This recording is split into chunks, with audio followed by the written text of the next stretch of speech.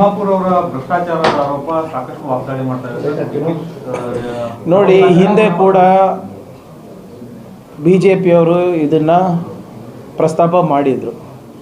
ಯಾವುದೇ ರೀತಿಯಾದಂಥ ದಾಖಲೆಗಳು ಕೊಟ್ಟಿಲ್ಲ. ಈಗ ಲೋಕಾಯುಕ್ತದ ಟ್ರ್ಯಾಪಲ್ಲಿ ಒಬ್ಬ ಆಫೀಸರ್ ಸಿಕ್ಕಾಕೊಂಡಿದೆ, ತನಿಖೆ ಆಗಲಿ. ಭಾಳ ಸ್ಪಷ್ಟವಾಗಿ RB ತಿಮ್ಮಾಪುರ್ ಅವರು ಯಾರು ಉಪ್ಪು ತಿಂದಿದ್ದಾರೆ ನೀರು ಕುಡಿಲೇಬೇಕು ಅಂತ ಹೇಳಿದ್ದಾರೆ. ಈ ಸೆಷನ್ ಬರುತ್ತೆ, ಸೆಷನ್ನಲ್ಲಿ ಚರ್ಚೆ ಮಾಡಲಿ, ಇವರು ಕೊಡಲಿ ದಾಖಲೆಗಳು. ಏನಾದರೂ ಅದು ಸಾಬೀತಾದರೆ ಒಂದು ಕ್ಷಣವೂ ಕೂಡ ಅವರು ಮಂತ್ರಿ ಸ್ಥಾನದಲ್ಲಿ ಇರೋದಿಲ್ಲ ಅಂತ ಸ್ಪಷ್ಟವಾಗಿ ಹೇಳಿದಾರಲ್ಲ.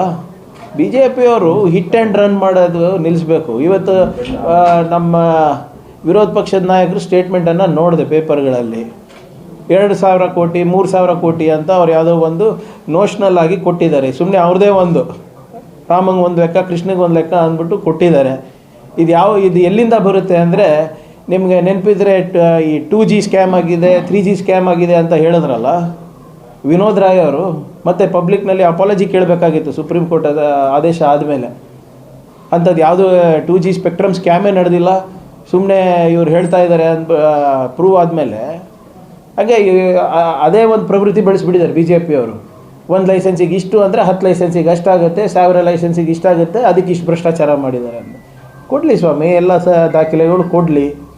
ಕೊಟ್ಟಾದಮೇಲೆ ಅದೇನಾದರೂ ಕರೆಕ್ಟಾಗಿದ್ದರೆ RB ತಿಮ್ಮಾಪುರ್ ಅವರು ಸ್ಟ್ಯಾಂಡು ಭಾಳ ಕ್ಲಿಯರಾಗಿದ್ದಾರೆ, ಸ್ಪಷ್ಟವಾಗಿ ಹೇಳಿದ್ದಾರೆ. ಮುಖ್ಯಮಂತ್ರಿಗಳು ಸ್ಪಷ್ಟವಾಗಿ ಹೇಳಿದ್ದಾರೆ. ಸೆಷನ್ ಬರುತ್ತಲ್ಲ, ಮಾತಾಡಲಿ, ಯಾರು ಬೇಡ ಅಂದಿದ್ದಾರೆ.